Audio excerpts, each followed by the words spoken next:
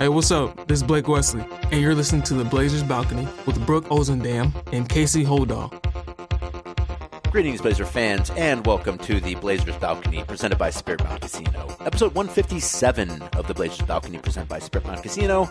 I'm Casey Holdahl. I'm joined by my friend and co-worker at her palatial estate in southwest Portland, Brooke Olzendam. I know, I'm out of practice. How are you doing? We do one show on the road, and I forget the whole rap.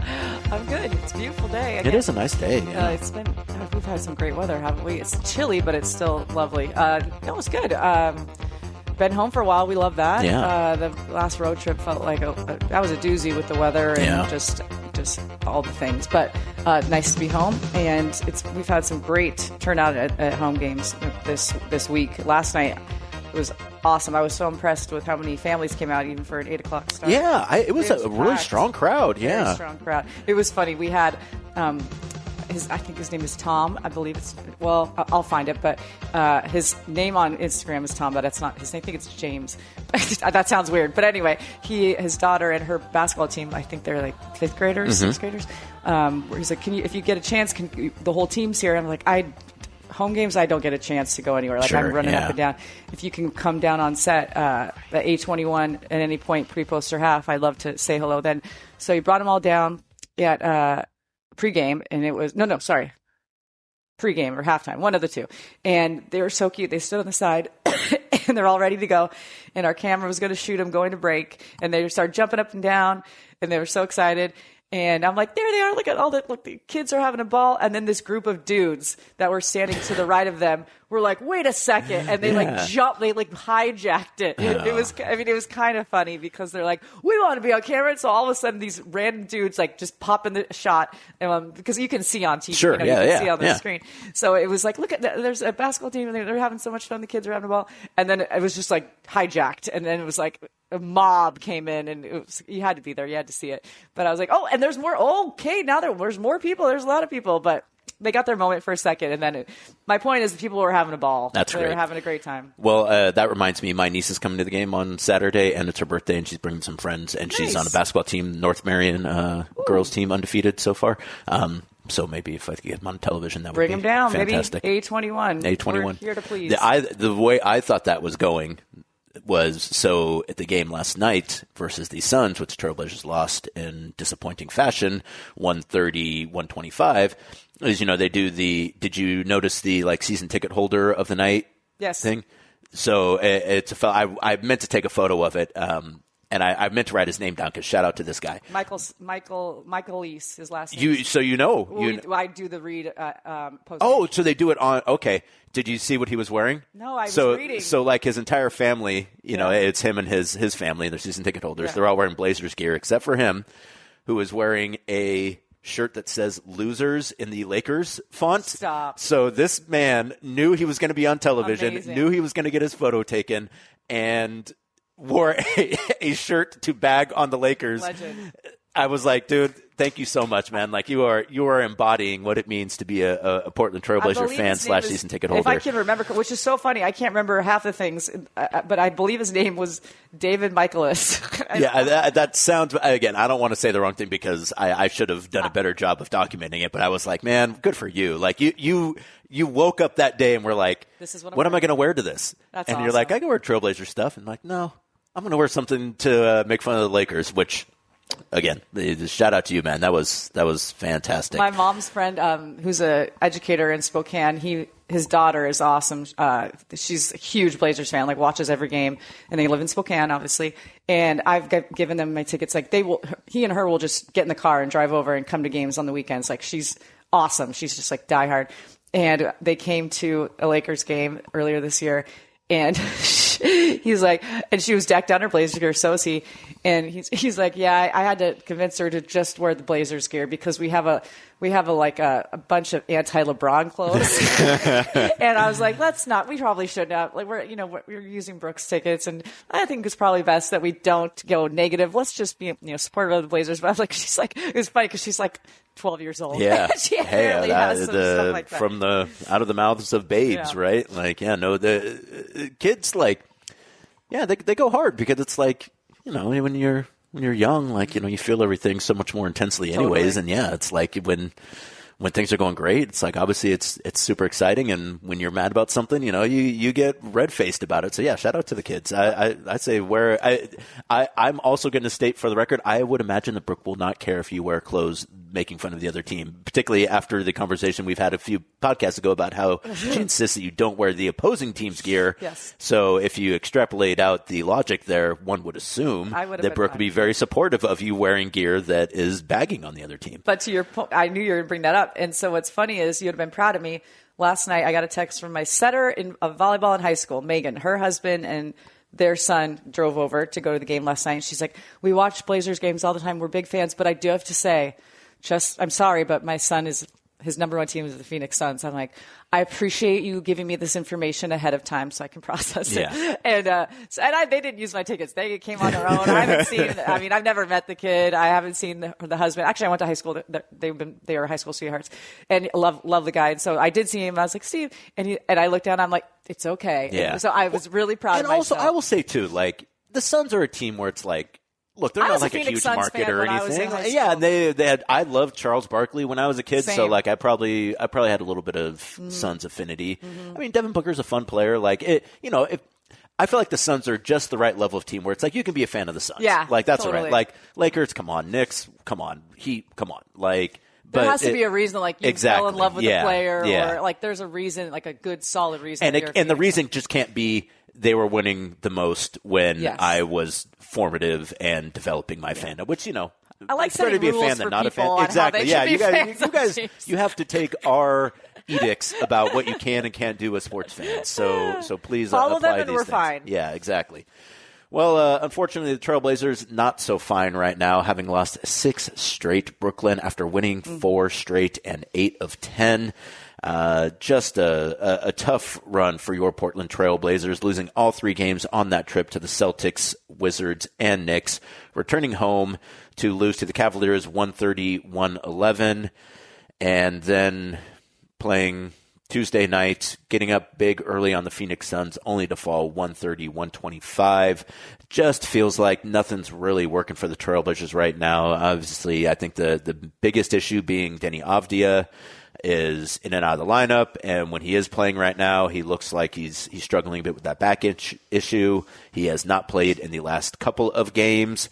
The Blazers have 2 days off before having back-to-back games versus the Grizzlies on Friday and Saturday, so hopefully maybe some improvement there before that back-to-back, though also in my head I'm like, he's probably not going to play back-to-back, so maybe who's to say? Yeah. But so you got Deni out and or in and out of the lineup. You got Drew Holiday, who missed a couple games, back in the lineup.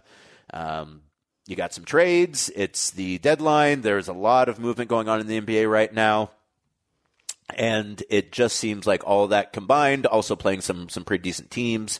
Blazers just have not – they can't kind of catch it right now. Yeah. Like they're playing well in spurts and then – poorly in other spurts, and again, like they go up big versus the Suns. They have a huge first quarter. I think they shoot like 60% from the field, like 53% from 3. Donovan Clingan hits 3 straight 3-pointers to start the game. That was crazy. You're feeling good, and it just, as the game goes on, they got it down to, I think, 9 by the half at that point in time, too. And you're just like, I know where this is going, and I don't like it, but then Colin Gillespie is shooting the lights out. They were just, Blazers just had nothing for them. And, that was they kind of had a similar situation, versus the Cavaliers. They played well in the first half and then just lost touch in the second half in that one as well. And again, they're turning the ball over too much. A lot of the problems that, we've talked about that they've had, that it seemed like they kind of got squared away,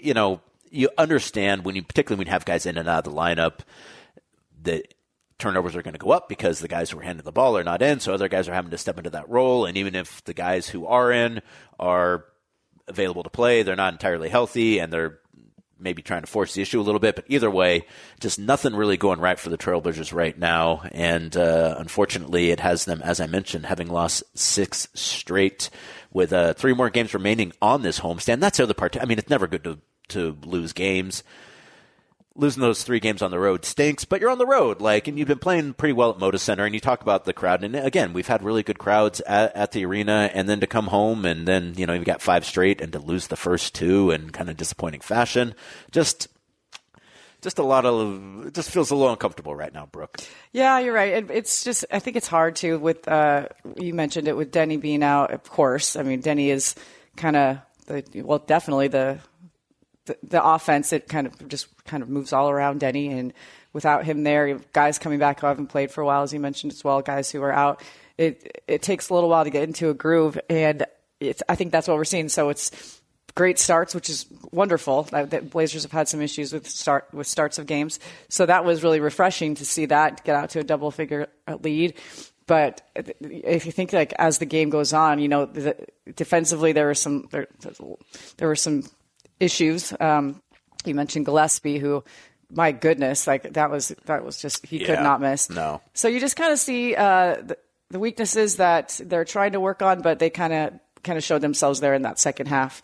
And it is just hard to go from playing with a guy like Deni that just is. Everyone kind of works around him, everyone knows this is how it goes. And then it's okay, it's not an entirely new offense, but it's definitely different. It's a lot different. It's a lot different. So I'm not making excuses by any means, and no one ever does. Coaching staff, players, they never make excuses. No, they're not excuses. They're reasons. They're reasons. It's not, it's not letting them off the hook by saying they've guys that are missing. And you're right. The way that they've had to play the last couple months with Drew out and Scoot, who, hopefully making his return, that is kind of one of the positive things. Blake Wesley making his return. I feel like he's looked really good since coming back. Scoot Henderson, I think the expectation is he'll play in at least one of these upcoming games versus the Grizzlies. So, that's been an issue. And so the way that they had to change to play around Deni when you take him out of the lineup, everyone was really dependent on the things he was doing in order to have success. Mm-hmm. And for his ability to kind of create for himself, and then that resulting in easier looks for everybody else. Now they're not getting that, and you're not getting the guy who's kind of forcing the issue in terms of getting the ball into the paint and creating for other guys. So it's just not running especially well. And you got to, Colin Gillespie, 30 points, 10 of 17 shooting from the field, 8 of 14 shooting from 3, 24 points for Grayson Allen on 9 of 17 shooting from the field, 6 of 11 shooting from 3. Mark Williams, 24 points, 11 of 14 from the field. Mark Williams, one of the highest field goal shooters in the NBA this season. Dylan Brooks, 3 of 16, and Royce O'Neal, 5 of 12. And the Blazers lost that game despite having 7 players finish in double figures. That's not a great one. No, I remember. So when doing the post-game show, I got to run up there. As you've heard me talk about, you guys know.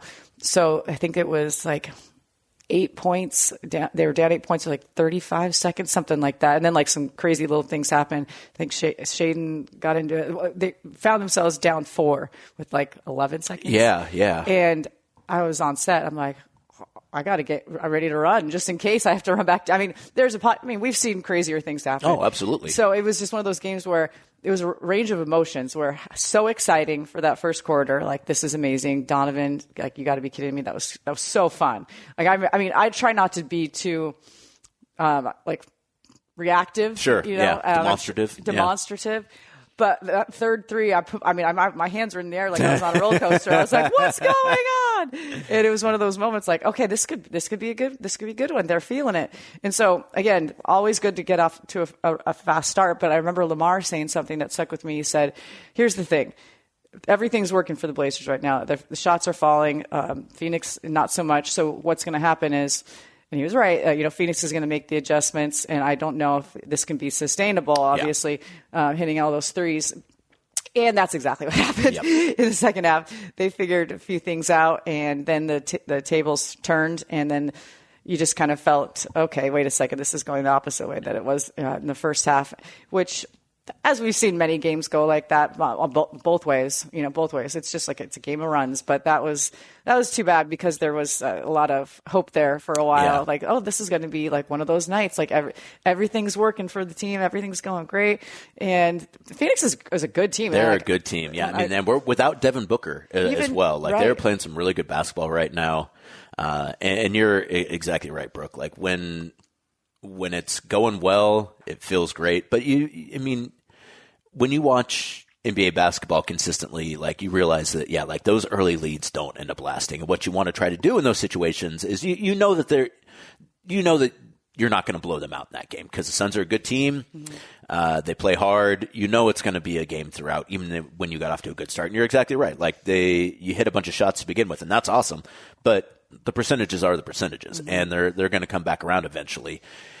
But really, in that game, though, they shot 50% from the field. They scored enough to win that game. The problem was defense. Like they could not get any stops whatsoever. The Suns end up shooting 52% from the field and 49% from three in that game. And that's, you can't win versus any team if they're shooting those kind of numbers. And again, like the Blazers, just like from a perimeter perspective, it was like they'd set a pick, they'd go around the pick, they'd get a semi-open three-pointer, and there you go. We're going the other direction. Like they just did not seem to be able to figure out what the Suns were doing last night. And the result of that was a loss. And again, when you're on a losing streak too, it's like you got to go like above and beyond to break it. Yeah. And that first quarter seemed like it was kind of the start of that, and then it just didn't sustain. So that's disappointing. And hopefully they're able to, again, at least get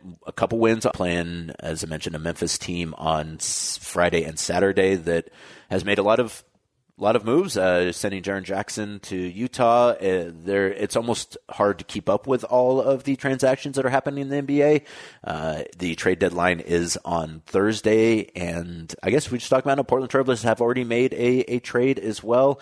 Not on the level as a lot of the so you got Anthony Davis going to D.C. You got James Harden and Darius Garland switching out in Los Angeles and Cleveland. You got Jared McCain now going to Oklahoma City. What else you got here? Those are the biggies. Obviously, the Wizards trade earlier on to send Trey there as well. That was a couple weeks ago. Yeah, Anthony. Anthony going to Cleveland, to Chicago in place of Nikola Vucevic. And it seems like maybe a few more things shaken out here as well. But the Blazers, as I mentioned, executing a small trade as well, bringing in Vít Krejčí from Atlanta in exchange for Duop Reath and 2 second-round picks. Vít coming in, a 6'8" guard forward who has shot better than 40% from three for the last couple seasons. Portland Trailblazers need three-point shooting. They take a lot of three-pointers. Unfortunately, they shoot the lowest percentage in the NBA, so bringing in a 40% three-point shooter makes a whole lot of sense. Also a guy who can handle the ball a little bit. Blazers, obviously, as we just talked about, need creation right now because, they've got guys in and out of the lineup, though, again, hopefully with guys like Blake Wesley and Scoot Henderson coming back in. Hopefully that will not be as much of an issue. But a nice little value move for the Trailblazers, particularly after it was announced that Duop had broken his foot and would be out for the rest of the season.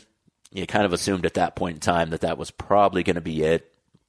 Blazers are down so many players that, they need spots right now. And I think a lot of people assume that maybe with Duop it would be for one of the two-way guys, but they end up having an opportunity to go out and get Vít, a guy who Mike Schmitz has been a fan of for a couple of years from his Twitter account, which I do appreciate that anytime the Blazers make a move, the first thing people do is like, let's see what Mike Schmitz, if he's ever mentioned this guy before. And more often than not, that does seem to be the case. So a nice little move for the Blazers. Played his first game with the Trailblazers in that loss to the Suns. And, getting his feet under him. Played 14 minutes, 5 points on 2 of 7 shooting from the field, 1 of 6 shooting from 3 to go with 2 steals and an assist. So a nice little move for the Trailblazers. Not one that's going to, change their fortunes dramatically. But I think a smart move for the Blazers, again, to address an area of need while trading a player and a couple of second-round picks, the player of which was not going to be able to play again this year anyways and was probably not going to come back next year. So basically you get to take a flyer on a guy. Duop Reath. Duop Reath. Say his name. Have I not said Duop? Oh, good. No, I had to have said it at some point. Maybe just right now you're like, for a player. I'm like, for a player, yeah. I'm just we love Duop. Exactly. didn't trade Duop. They traded that salary slot at this it's point. That's what I'm saying. Way. Exactly. You're right. I'm doing. I'm showing my allegiance to Duop by not putting his name out there. So a nice little move for the Blazers. Makes perfect sense. A good. Again, I think those are the kind of deals that Joe Cronin and his staff have really excelled at throughout the years, kind of finding value where others might not see it. And also, I mean, I think the Hawks like Krejčí as well. I just think once they made a few moves, they brought in Corey Kispert. That kind of took the minutes from Vít. So Blazers a chance to bring in a guy on a very easy contract who's under contract for the next 2 seasons, next season for sure, and then the season after that, reportedly a team option. So, just a nice bit of business. Brooke seems like a nice young man, seems very enthusiastic about kind of getting to Portland and seeing what he can do with his team. And yeah, I got a good sense from him. I got a great vibe from him. I got a bunch of texts from people that have worked with him around the league that said, you're going to just love him. He seems like first impressions, it seems like a very hard guy to dislike. Yeah, but no, he came in. I got to talk to him right after Tiago yesterday, and so we're just kind of standing there waiting. And then he turns around, like he doesn't know where he's going. No, so Rasan has to go and kind of guide him to where we are. And he just all smiles. I was like, "Hi!" I'm like, "Look, congratulations!" You know me. I'm like, "Ah!" And I was like, "My name is Brooke, and you're gonna." I'm your worst nightmare or something like you're going to be getting like I'm going to bother you, or it's one of the. I always try to break the ice, like you're going to see a lot of me. I can't exactly remember what I said, but he laughed right away, and I just said, how's the last 48 hours? Because that's so interesting to me, like going through a situation like that where you find out, and then you have to fly to that place, meet everyone, figure out. I'm just always curious how that feels and how that situation is. And so, he was, again, very positive.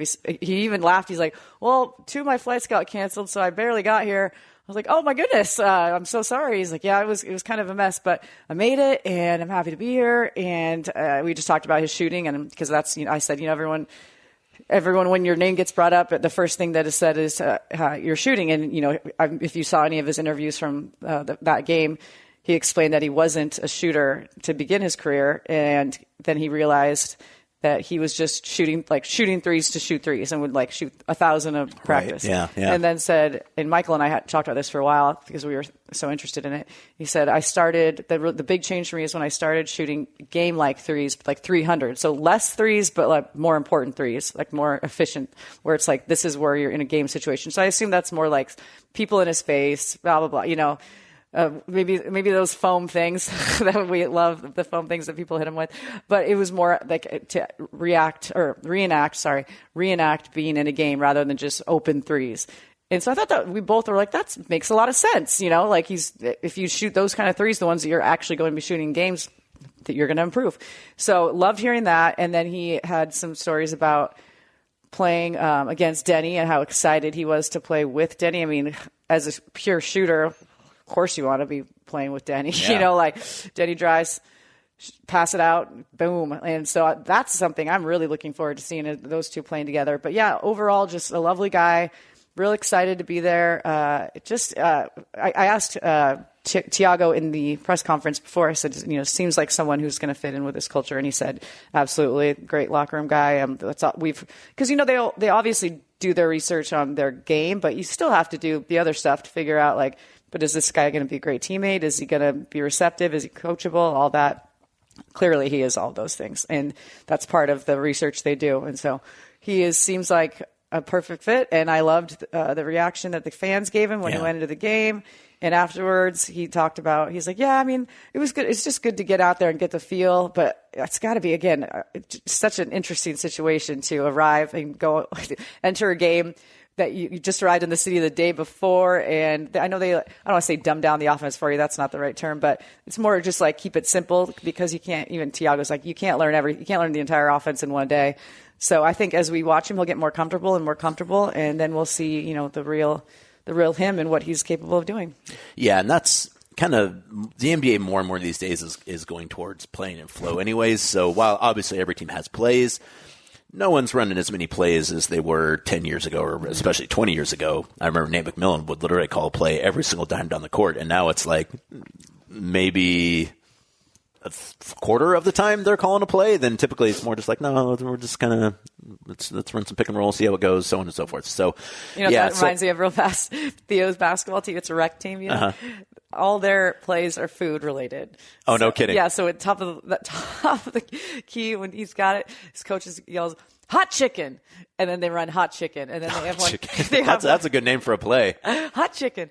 And next time they're down, potato. I was like, this would be amazing if they had that same rule system for, or name calling system, play calling system for the NBA. If they were all like food related, that would be funny. But hot chicken's my favorite one. Yeah. Hot chicken. What's the hot chicken play? There's a lot of screen. There's a screen involved. There's curling. Theo's not a big fan of the curling.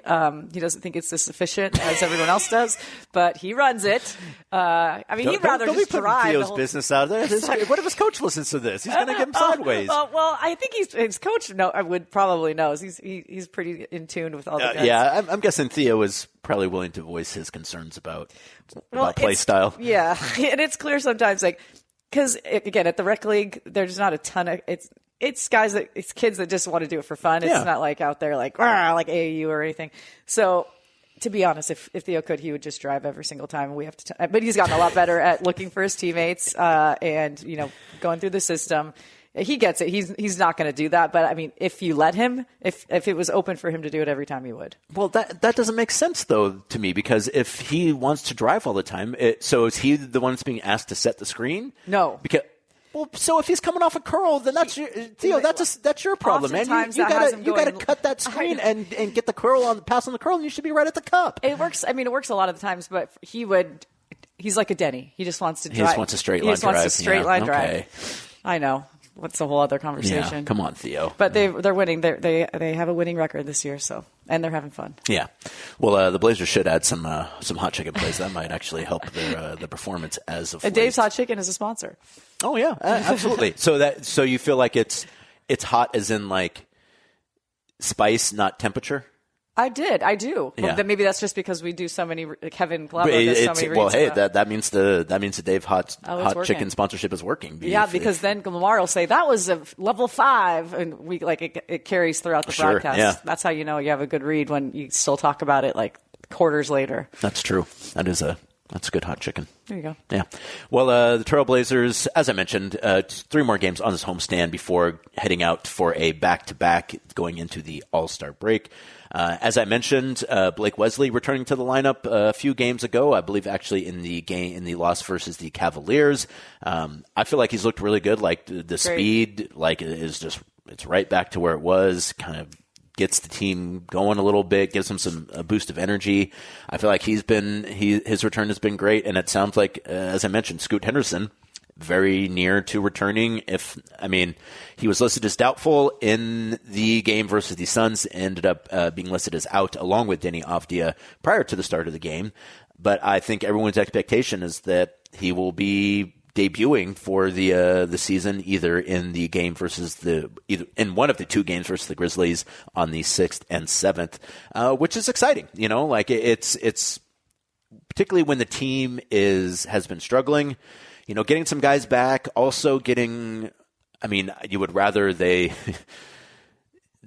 break this losing streak before the All-Star break, but if nothing else, you figure you get some guys back. And you got a little bit of a break to kind of step away from it a little bit, refresh, and then kind of bring a renewed energy to it, hopefully after the All-Star break. So, while they're not playing well right now, you would hope that it sets up a little bit for them to maybe, again, take it back a little bit and get back to doing some of the things they were doing, to start 2026 when they were playing such good basketball. And I think, particularly when you've had some successful basketball, it's nice to be able to be like, guys, we can do that. We're not necessarily the team that's lost 6 straight. We can be the team that's won 5 straight and 8 out of 10. Yeah, we've seen it happen. So you would hope that they're maybe able to get back to that. I think, getting the trade deadline out of the way, I think will be helpful. The Blazers executing that one trade, and, I don't think it's the reason they're losing, but, everyone loves Duop. So, Duop leaving, I think, that kind of bumps people out a little bit.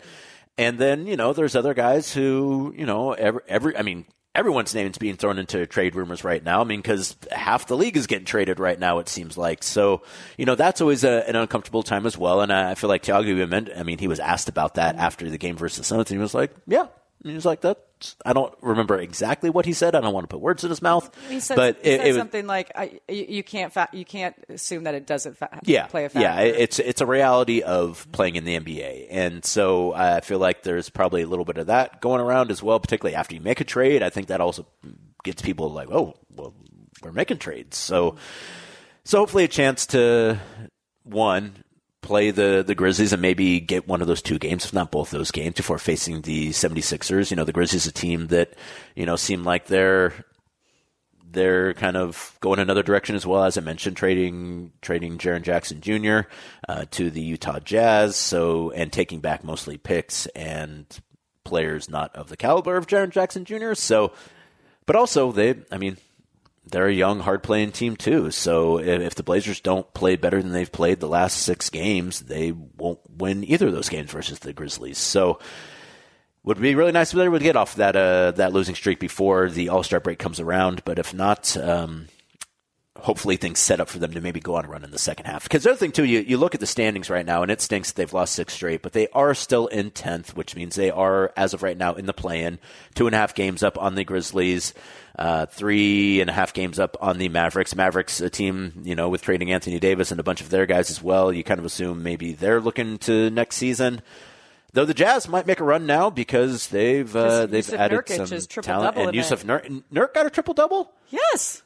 He was even listed. I think he was listed as questionable with an illness prior to that game, and not the most recent game. Not recently, no. but as of some point recently. in time, somewhat recently. Now you got me looking. Okay. Continue. Well, so the Blazers again. It seems like even though they're not playing especially good basketball right now, they're still solid in that play-in, and the teams below them, again, don't really seem like they're necessarily much of a threat to pass the Blazers right now. 3 consecutive triple-doubles.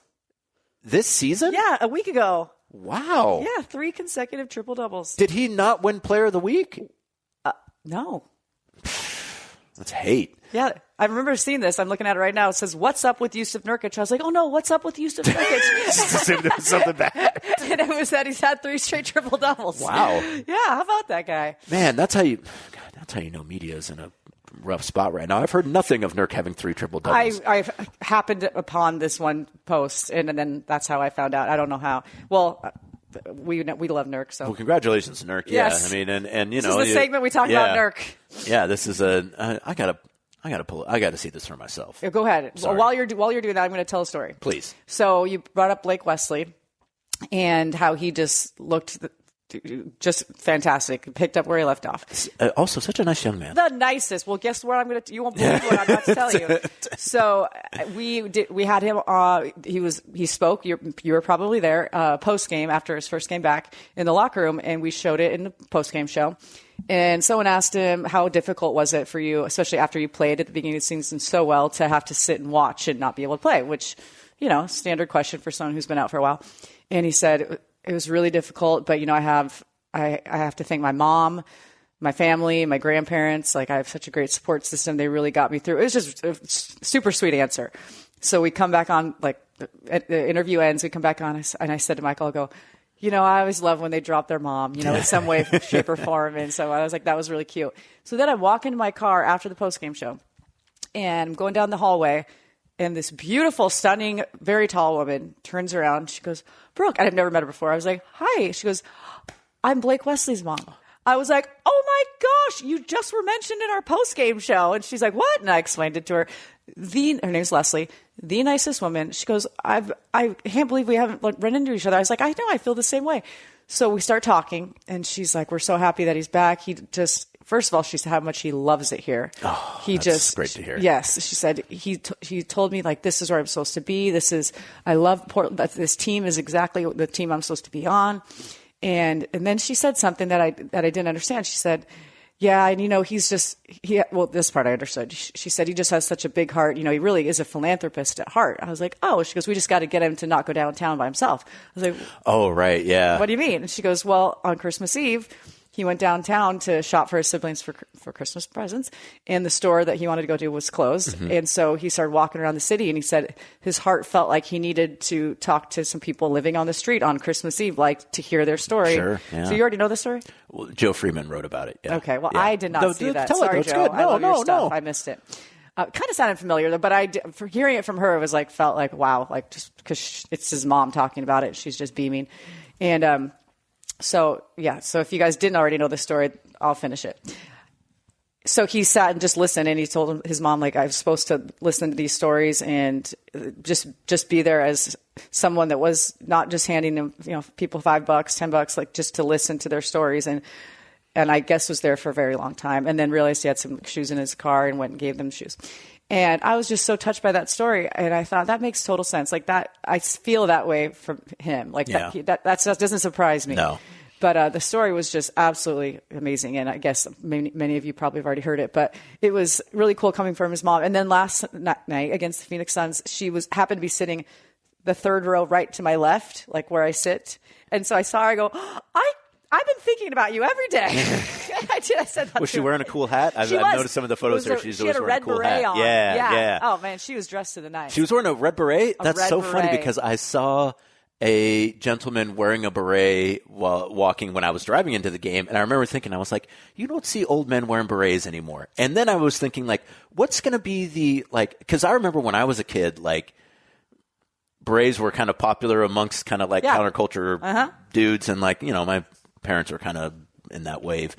And so you'd always like, my dad had a beret, and it was like, and so, you see like older guys like with beards wearing berets. And then I was like, so like when I'm like 70, like what's the style of hat that people of my age will be wearing? And I couldn't really think of one. I've tried to picture you in a beret. It's I don't think it's a beret. Like, is it? I don't even know what it would be. Stocking caps. They're kind of, but there's nothing like fancy, unique or fun creative. about that. I mean, truth be told, it's probably going to be like a fedora or a pork pie. Not hat. a fedora. Those are terrible. I mean, not me, but like I'm just talking about like what will be like. Because I feel like the older men's hat when I was younger was a beret. That's funny. Yeah. She rocked it though. Like I said, I also Leslie Wesley. I know. What a name. She goes by Leslie Ann Wesley, from what I read. Because I didn't even think about that at the time when she said Leslie, and then I went back and I was doing some more research before the game. I was like, Leslie Wesley, that did not even cross my mind. But then it said she does like to go by Leslie Ann. I'm like, oh, okay, I would probably do that too. Yeah, you throw a little another consonant in there to mix it up a little bit. And then next to her was her brother? I think they just said it was Blake's uncle, and he came in. He had flown in from somewhere, and so the whole the big group of his family was there, which was cool because he had again mentioned that was his support system that got him through being out. So it was just lovely. It was just funny that I ran into her of all people. It was just her in the hallway. I don't even know. She was just standing there, and then I just was like, "Hi," I didn't know. And I'm like, "This is so funny that I'm meeting you." Like literally 5 minutes ago, I just said, "I love it when people say they're mom, and you're the mom." Yeah, that's so great. It was cute. The thing is, too, it's like I feel like I can usually tell when someone is a player's mom, but you don't necessarily know which player, and so you don't want to be like, "Are you someone's mom?" Yeah. But like I feel like you can almost tell. It's just like after she said it, I got it. I was like, "Oh, I see it now." But I agree. Well, with and I'm also I more just like the way that they like when they're in the back. You assume that like, okay, they must be family because they're back here, which usually cordoned off for family and friends. And like I'm really bad at seeing like. I don't see resemblances in people very well for whatever reason. So like that's never, but I can just like, I like to try to put together like whose mom, like I pinned Jeremy's mom as Jeremy's mom. Like the first time I saw her just because I was like, you look like someone to be Jeremy's Grant's mom. Like, so yeah, I didn't get that. I've seen her before. I just looked up her photo. I was like, okay, I've seen her. Introduce yourself. I will. I will introduce myself to Leslie Ann Wesley. Well, we have another trade, Brooke, as well. Not for the Trailblazers, but Chicago Bulls trading Kobe White and Mike Conley Jr. to the Charlotte Hornets for Colin Sexton, Osmane Dieng, and 3 second-round picks. Boy, there's a lot of stuff happening right now, and a lot of it just is like, okay. Seems like maybe teams are trying to get ready for the off season. Obviously, the stuff with Giannis has been kind of the top line, and it seems more and more that maybe that's not going to happen. You don't think so? And then all the Jonathan Kuminga stuff we've been hearing for the last 3 years, and I've not nary a word now. And you got Draymond Green answering questions about if that's his last game as a Warrior. It's Can I laugh at what did you get this from Chris Haynes just now? I haven't seen it yet, at least. Like, no. Everyone's on the internet checking for trades and all this. Boy, and here then we go. Yeah. Los Angeles Lakers center Jackson Hayes has been suspended 1 game without pay for pushing a mascot. Oh my God. Pushing a mascot. That is what they call what is that when you try to like hide news? Like the Friday afternoon news drop. Yeah, while like everyone's leaving the Lakers office. are like, hey, let's get out there. The Jackson's going to be out for a game for pushing a mascot, which I don't know why that's so funny, but that is funny. That is hilarious, boy.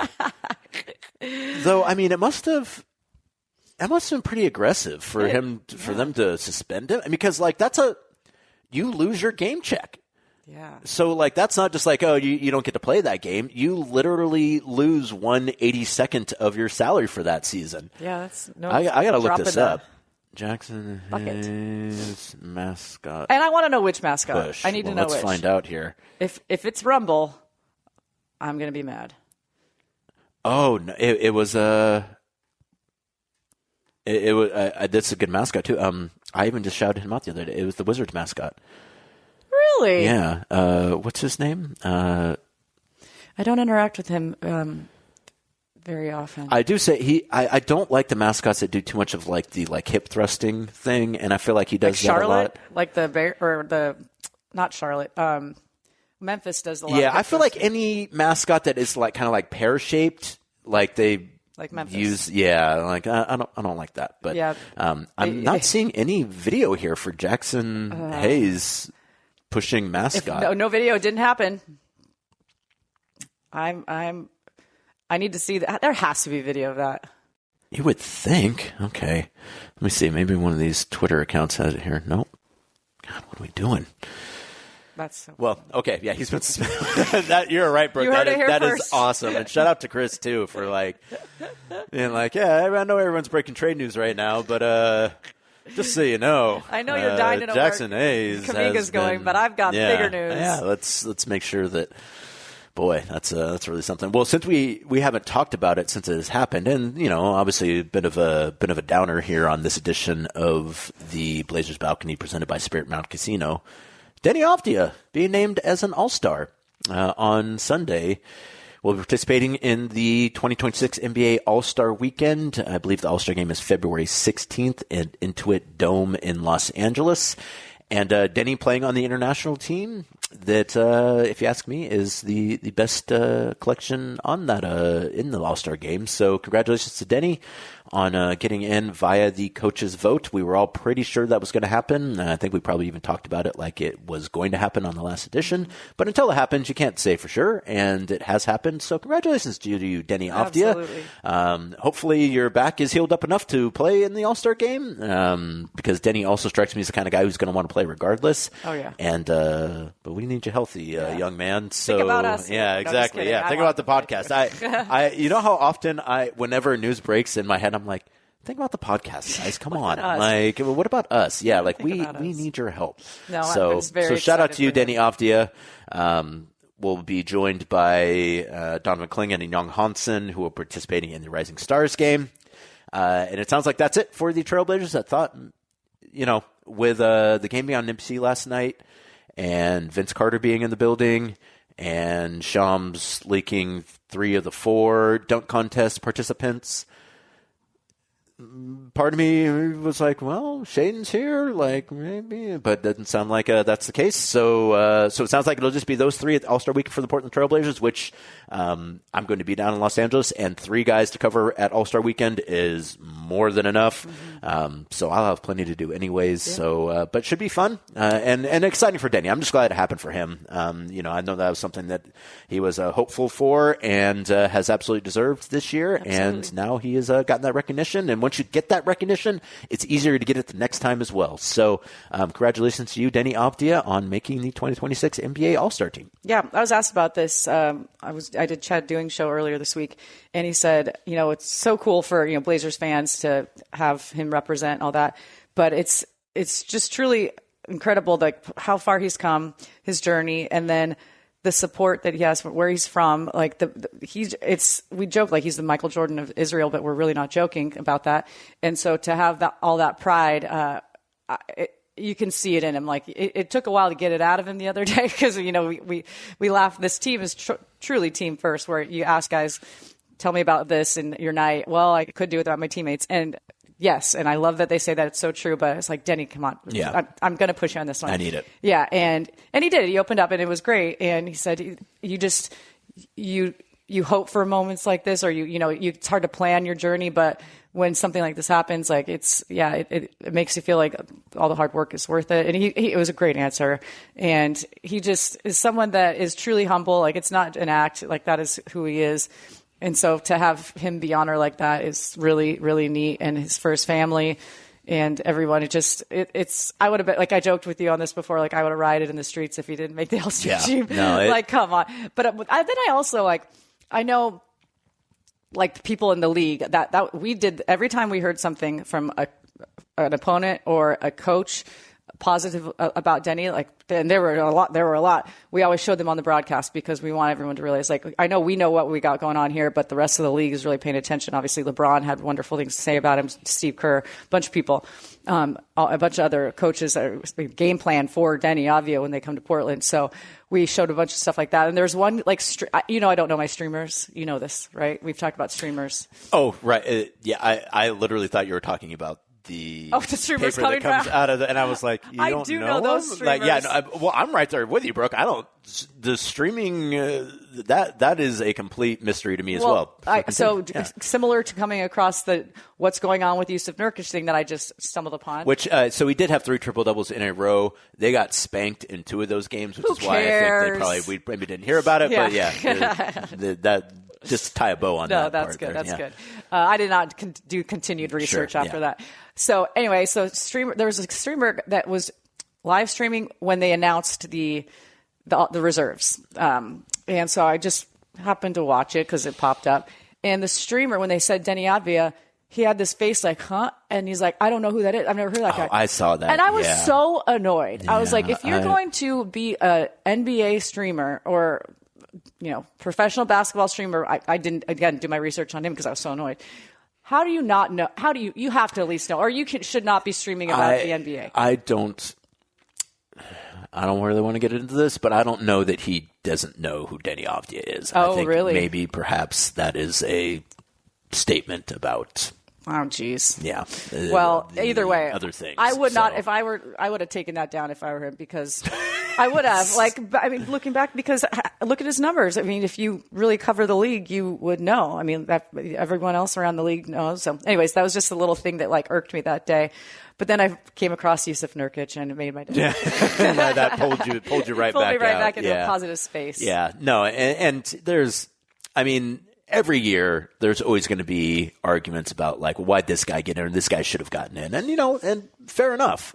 And we've done that throughout the years in Portland as well. But it's really just more of a mission. There's just a lot of really good players in the NBA. And that's, some guys are going to get left out. Luckily, Kawhi Leonard being added to the game in order to even the teams out. That was kind of the one guy that I think people looked at and were like, why isn't Kawhi in it? But, on his own merits, Deni Avdija absolutely deserves to be an All-Star this year. There's no ifs, ands, or buts about it. If on the basis of his play, there's no there's no debate about that. So really glad for that for Deni. And just to read off the teams here. So Team World features Giannis, who it sounds like will not be playing, Deni Avdija, Luka Doncic, SGA, who it also sounds like he is going to be out for the All-Star break because with an abdomen issue, Nikola Jokic, Jamal Murray, Pascal Siakam, Karl Anthony Towns, and Victor Wembanyama.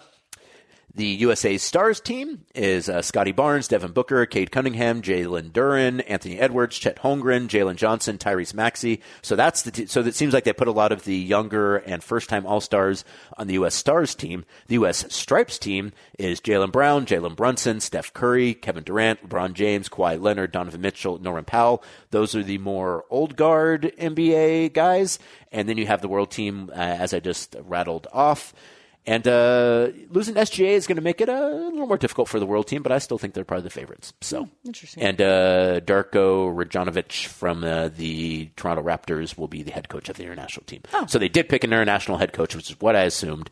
But I don't know why exactly. I don't know how that process went. They probably just asked like who wants to do it. So and coaching an all-star team is you're not coaching. You're sitting there. And you're going to LA. Yeah. And I also have heard that they might not even be having a practice this year, which is like good. They don't need to you don't need to have a practice. Like the practice basically exists to have a media availability after it. Just have the media availability. All good. I don't need to see guys throwing lobs and whispering to each other for 45 minutes. Whispering to each other. I mean, really, like everyone's just like, no, I know. Like, because obviously, like they're literally surrounded by cameras, so like no one wants to say anything. So, but yes, once again, shout out to you, Deni Avdija. Congratulations on making the All-Star team. You absolutely deserve it. And I will see you in Los Angeles if you are planning on going down to LA for All-Star Weekend. Good luck. From what I've heard, everything is so. There's a lot. It's Super Bowl this week, and there's a lot of talk about how since it's in San Francisco, San Jose, everything's so spread out. Yeah. It's maybe not going to be as bad as that at All-Star Weekend in LA, but it's going to be. It's going to be. It is not centrally located. Los Angeles, obviously, Intuit Dome is in Inglewood. The convention center, which I hear a lot of stuff is going to be at, is in downtown Los Angeles, which is quite a ways from Inglewood. As I understand it, the Player Hotel is not especially close to the actual venue itself. So, these are all stupid things that fans should not concern themselves with, other than if they're going to try to go, because it can be difficult getting around Los Angeles because it's large and there's traffic, and their public transportation is sus. So. I have to give a shout out to Michael Vassbender on Twitter or X, whatever, who just responded to, it's like he was listening to our podcast live. He just responded to that tweet saying, "Is Jackson Hayes Brooke Olzendam's bodyguard?" You say, what's his name? Michael Fassbender? Vassbender. Oh, I was going to say the actor? Like, no, close to it. That's funny. That's a good one. I hope that he listens to the podcast because that made me chuckle. Yeah, no, shout out to you. Yeah. Real fast, I wanted to say it was great to see Carmelo last night. I didn't go and say hello because I thought you did. Well, I was going to, and I decided not to. So, well, I told him that he's doing a great job, which he is. He is, yeah. Did he go to Zupan's? I did not ask him. I know. That's what I wanted to know. I didn't see the Zupan's thing till after I talked to him. But just lovely, lovely guy, and happy that he's doing that. I mean, he's just such a smart guy. Yeah. It makes perfect sense to me. So that was cool to see him. That was crazy last night. There's so many broadcasts going on at one time. I don't know that we've ever had that before. It was crazy. It's been a long time, at least, if we have. Yeah. So our broadcast, the Sun's local broadcast, the NBC Peacock broadcast, and then I think Tencent, ESPN, or China ESPN, basically, I think they took a feed, but I think there were still people in the arena calling the game. So yeah, it was crazy. Yeah, that's a new one for us. So that was it was funny because everyone was doing on our cruise, everyone was doing different jobs, and then we have a number of people at the Olympics. So audio, it was crazy. I was seeing people that I normally work with on our crew. I did notice that too. I was like, well, I've seen some different people here, and I assumed it was because there were so many other crews. But yeah, probably also, people are kind of spread doing thin. The Olympics. Yeah. Well, it was funny. I went over to do my first quarter hit, and I'm looking at one of my friends I've worked with for 10 years. I was like, oh, he's my camera guy tonight.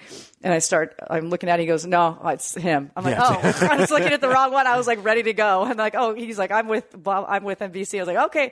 Ugh. There were just cameras everywhere. Yeah. And it was wild. But I mean, from what I've heard, I think everything went off without a hitch. So, and I want to give a shout out, if I could, to NBC Peacock because they gave me a shout out for Brooke Hearts Your Heart, which was really cool. We got to before we wrap it up on this edition of the Blazers Balcony, we got to talk about Hearts Your Heart, Brooke. It is February. Brooke Hearts Your Heart month is here. Hats are flying off the shelves. My goodness, can't keep them in stock. So what can people do, Brooke? Well, you can always donate. Go to trailblazers.com/heart, which people have been so generous. We're almost at $3,000. When we get to 5, the Blazers will match that, which just bam. Math makes it 10, which is awesome. But just within the first day, it's always just mind-blowing to me how amazing people are. So thank you to everyone who's donated and everyone who bought a hat. I am working on if there's something we can do because they they flew, like you mentioned. I just clicked on the link for page not found. Yeah, so they are sold out. They're very nice hats too. So I'm going to donate. Brooke was kind enough to give me a hat, which she should not have done. But I'm going to donate at least the price of that hat. And actually, I'll put a little bit more into the kitty for the American Heart Association. So if you do go to trailblazers.com/heart, you can go to that page. You can donate. You could have purchased a hat, but they are already sold out. And you can learn more about Brooke's story, why this is important to her, and some of the things that you can do outside of donating money in order to improve your heart health. The importance of hands-only CPR, recognizing the warning signs of a heart attack and stroke symptoms as well. All of these things can be found on this page. Nicely said. Casey. Thank you, Brooke. Yeah, that was really nice. That's better than I've done. I'm reading it off of the I know, but you're page saying here, it like so. It's just coming to you. Yeah, really exactly. Yeah, I'm giving the impression I actually know what I'm talking about. I have gotten good throughout the years with multiple podcasts in reading things off of websites and making it seem like I'm actually saying it. Very good. It's a lot about trying to keep your eye seeing it with your eye for a second, then bringing your eye back up where the camera's at. Nicely done. Yeah, no, that's a skill. So just to let everyone know, the Brooke Heart Your Heart launched in February of 2020 with a mission to spread awareness and raise funds for the American Heart Association.